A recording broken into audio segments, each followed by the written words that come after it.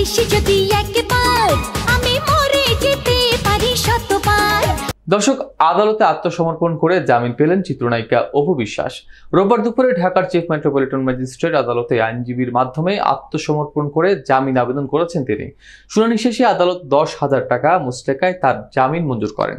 এর আগে হাইকোর্ট থেকে 6 সপ্তাহের জামিন ছিলেন অপু। বিস্তারিত জানাবো ডেস্ক রিপোর্ট থেকে।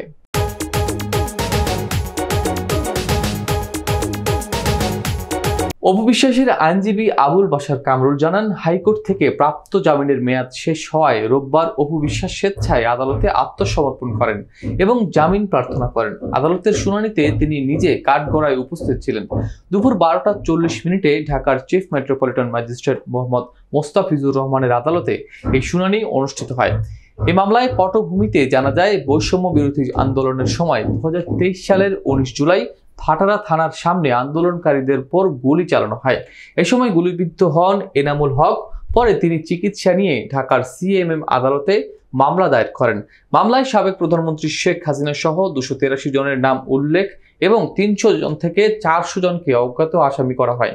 অপু বিশ্বাস ওই মামলার 208 নম্বর এজাহারভুক্ত আসামি। এর আগে একই মামলায় গত 18 মে গ্রেপ্তার হন আরেক চিত্রনায়িকা নুসরাত ফারিয়া। তাকে কারাগারে পাঠানোর পর 2 দিনের মাথায় জামিনে মুক্তি দেওয়া হয়।